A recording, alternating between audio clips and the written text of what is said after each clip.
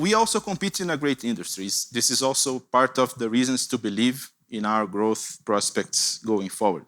If you look at the total retail value of hot and cold beverages industry, it accounts for $1.5 trillion on an annual basis.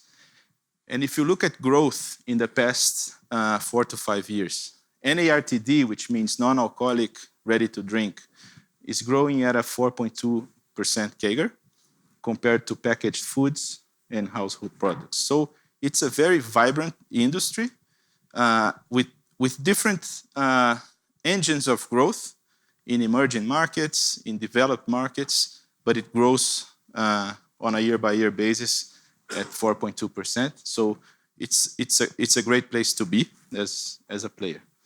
And we have also a highly diversified, the NARTD industry is more diversified in terms of channels, which gives us a little bit more flexibility to play around different types of customers and work on revenue growth management initiatives. So that price and pack portfolio, multiple brands, they play around different customers, and our reliance on one single channel is lower compared to packaged foods and household products. For instance, in this chart, you see the red bar is eating and drinking out, which are the restaurants, bars, those types of on-premise outlets that we serve directly, and that's where our edge is in terms of distribution and customer service.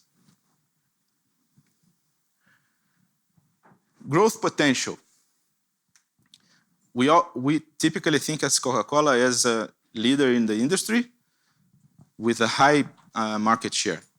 But if we look at this from a total beverage perspective, commercial or non-commercial, whatever people drink on a daily basis, typically each person would drink 8 portions of whatever beverage during a given day, be it commercial or not. In developed markets, we have 21% share of cold beverages, 1% share of hot beverages. In developing and emerging, even less so, 11% share in cold beverages and 0.3 share in hot beverages. So huge amounts of opportunity and room to grow in the NARTD industry. And we're building that transition from a solid foundation in the categories we play. So we have been diversifying our revenue pool. If you think of Coca-Cola, you would say the majority of it comes from soft drinks. Still, it's true, it's the majority of it, but it's nearly slightly above half of our revenue.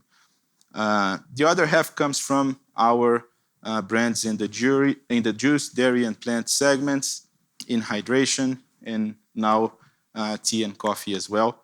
I'll just briefly speak about coffee later on. And we are relevant players in every category that we play globally. So we are leaders in sparkling, leaders in juice, hydration, tea and coffee now with the acquisition of Costa, and we are number 2 in energy with the Monster brand. It's a partnership we have globally. And we are number 1 in 32 of top 40 markets.